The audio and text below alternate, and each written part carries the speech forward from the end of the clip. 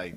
Weird. I'd have just taken them all home and never come back, and that would have been me selling on having rich. So yeah, they also added in a little twist of salt so that you could salt them yourselves. So there you go. It was 1920. Frank Smith originally packaged a twist of salt with his crisps in greaseproof paper bags, which were then sold around London. Wow. I still... Potatoes aren't the nicest thing you can make a crisp out of. Now I know the definition means they aren't crisps otherwise, but parsnip and onion make excellent crisps. I'm a bit disappointed that this fella wasn't making fried onions or something to someone and they were moaning they were too moist or whatever. Because the course of history would have been changed slightly, but then they'd probably been healthier and nicer tasting. I don't know if they'd have been that much healthier. They're still cut up, fried and covered in salt, aren't they? I had, a little while ago, pasta crisps, where there were bits of pasta that had been cooked, but instead of boiling them in water like you normally would, they were chopped up and done the sheepdog method of putting a bit of salt on them and sticking them in the oven. Like when you get the top of a lasagna and it goes all crispy and delightful, but it's every flavour is like that, and they have different flavours and stuff, and these were really nice. Like that's at a Mexican place, I think. Nachos made of pasta? Yeah. Interesting. Pachos, we'll call them. Pachos. I don't know if that's a thing. I think you've just made that up. Now, favourite crisp as a child? Quick answer. What's your favourite crisp as a child? Tomato ball ones, I forget what they're called. They were like sold in a corner shop near me. Might have just been called like Tom... Tomato flavoured crisps? Yeah. Or tomato wrong with you? sauce flavoured ones, I guess. That sounds horrible. I don't think I've ever had a tomato flavoured crisp. Tomato flavoured crisps. No, I didn't know such a thing Walkers sell existed. them. I'm sure they do. When it comes to Walkers, I am a stickler for convention, and I'll have ready salted. I'll occasionally treat myself to a bag of cheese and onion, and I'm quite partial to smoky bacon. Yeah, Walker's tomato ketchup crisps. I used to work in Boots, and every single day I'd get my sandwich, like 2 or 3 bags of tomato ketchup crisps, and a Dr Pepper. And it was a Dr Pepper that put me in hospital, as you well know. Yeah, the rest of it was all fine. But no, tomato ketchup crisps, you have to try them, they're the future. But I can't believe that ready salted would even come anywhere near your top 50. But they're just nice, aren't they? No, they're not. They taste natural and delicious. Once a year in my house, we'll empty out the cupboard, and it will just be about 40 bags of ready salted crisps, where they were the ones left over, and we just left them at the back just in case someone like you came round. Well, bring them to me. I was gonna say, I'll have them. It always annoys me when you have someone around you don't really know, and you go, "Do you want anything to eat? I've got crisps," and they go, "Yeah, I've ready salted," and you think, "Get out." You'd have been asked to leave if I'd have known you as a kid. I was like, "Go home." That's just weird. Round here, it's prawn cocktail that's left in the cupboard, or roast chicken. Really? Prawn cocktail and roast chicken are horrible. Roast chicken I agree with, but prawn cocktail, my wife made the mistake of buying a big bag of them probably a day and a half ago, and they're gone now, because I love prawn cocktail flavoured. And I don't really get them. That's one of the things I was going to cover. I've had a prawn cocktail before. Ooh, Mr. Fancy. Yeah, in a pub, so probably not quite as fancy as you'd imagine. And they don't taste anything like the crisps. That's why I ordered them. I thought, prawn cocktail. What, so you'd had the crisps for many years and thought, oh, I enjoy that. Yeah. Oh, that must be based on those crisps that I like. Let's try this delightful meal. It's the same thing, yeah. You sort of think, if I get salt and vinegar and pour them on my tongue, they'll taste the same, I imagine. I've only done that once. Hold on. I haven't really done that. Well, if you put that on fish, I had salt and vinegar flavoured fish before, and that was pretty much the same as crisps. Well, most salad dressings are just salt and vinegar and oil, aren't it? It's like, if you pour salt, vinegar and oil as a salad dressing over a salad, you're basically turning them into raw crisps. That's a good point. I might try deep fry lettuce like that. Why does every episode of Best Thing From resort into me thinking of things to deep fry? At Christmas it was eggs, now it's lettuce.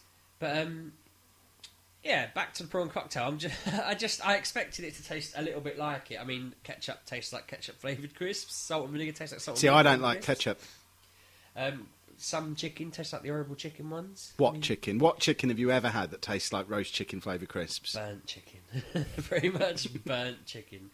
Not too burnt that it's black, but burnt that it's dark brown. Tastes like those crisps. But no. Prawn cocktails, the actual prawn cocktails don't taste like the crisps at all. But part of the reason is because it's just paprika and some other stuff mashed together. What is that? The crisps, or Yeah. is that the version of prawn cocktail No, that you had in the a crisps. pub? The They crisps. served it. Let's just mash up some paprika and other stuff. I want to know why they only ever sell crisps in a kind of, what do you call it? I can't think of the word now. Bag. Savoury flavour. Why they don't do like nice fruity flavoured crisps or whatever? That sounds horrible. Have you had squirrel flavoured crisps? No. I had them when Walkers did that big pick up an imaginary flavour. I've got a question about that. Yeah. Lee McElwain on Twitter asked, who at Walker's decided that egg-flavoured crisps, subtly disguised as fried breakfast flavour, was a good idea? Did you try these? I can't imagine an egg-flavoured crisp is going to be very nice. I think he made the fatal mistake of taking one crisp out of the bag, eating it and going, ugh, egg, just giving up there. What, tasting it and deciding he didn't like it? Because those fried breakfast flavoured ones were a mixture of egg flavoured ones, sausage flavoured ones, bacon flavoured ones. Were they? I'm almost certain they were. I don't know, that's true. I can't imagine they went to the trouble of making several different flavours of crisps and mixing them up in the same bag. That sounds like far too much work. No, I'm sure, because I said to my wife, there were sausage flavoured ones in there, I'm sure they were. I'm sure I've not made that up. I think you probably did dream that. I might have dreamt. Talking of people making stuff up and flavours, when I was a kid, I distinctly remember this, and my dad swears that it never happened. But we were watching the Superman film one evening, and I remember the film. I remember the chair. I was sat in the armchair next to the radiator. The curtains were drawn. It was when we still had the brown curtains before they switched to blinds a few years later. I'm telling the listener. I'm telling the listeners. It was before the blinds. It was the old brown curtains. I was sat in the armchair, which used to be my chair. It was the old armchair, not the ones that ended up in my first flat. The ones before that. I was sat in that chair, eating a pack of crisps, and it was flavourless.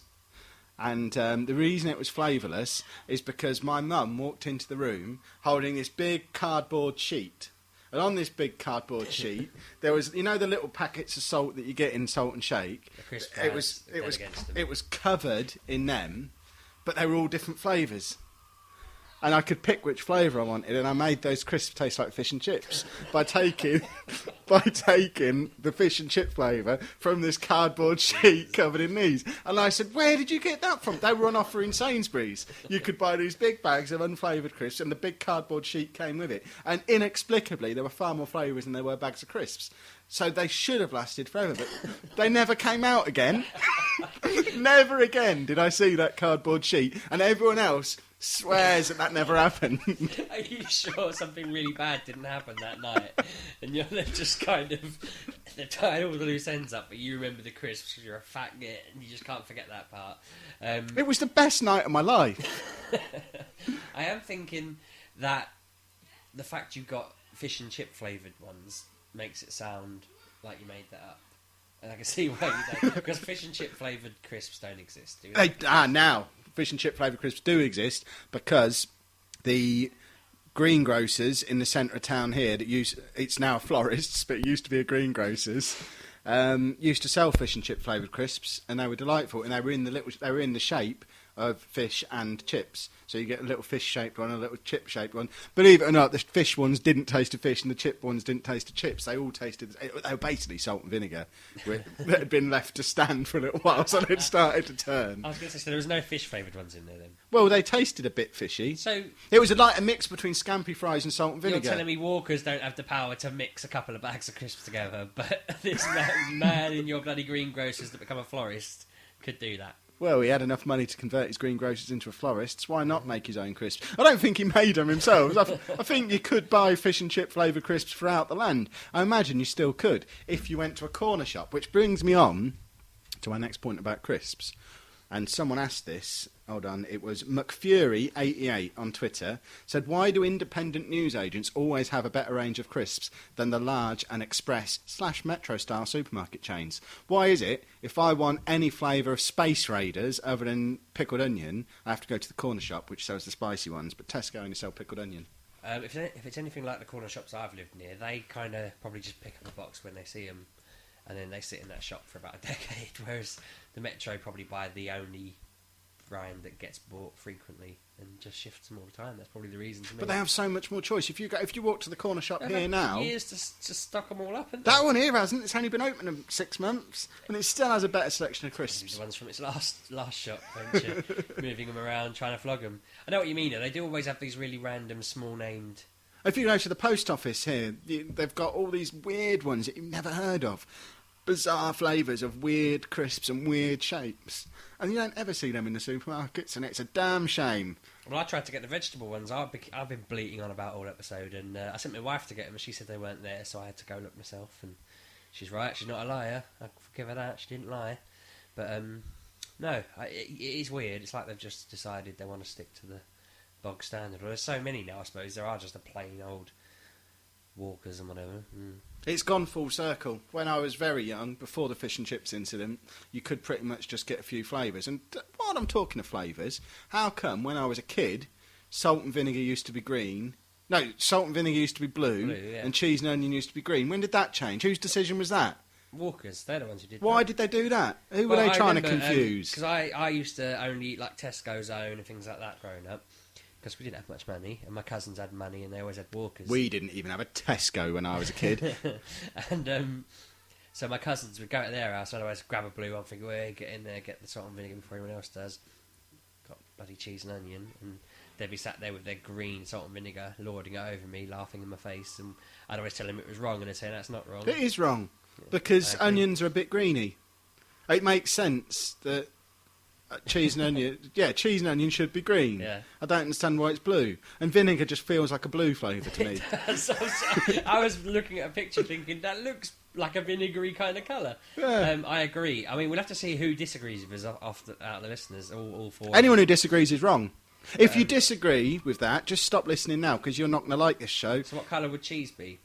Cheese is yellow, isn't it? Yeah, and Worcester sauce? I don't know, purple or something maybe? Yeah, purple. Is thinking, it? Yeah. Is that what they actually are? I don't know.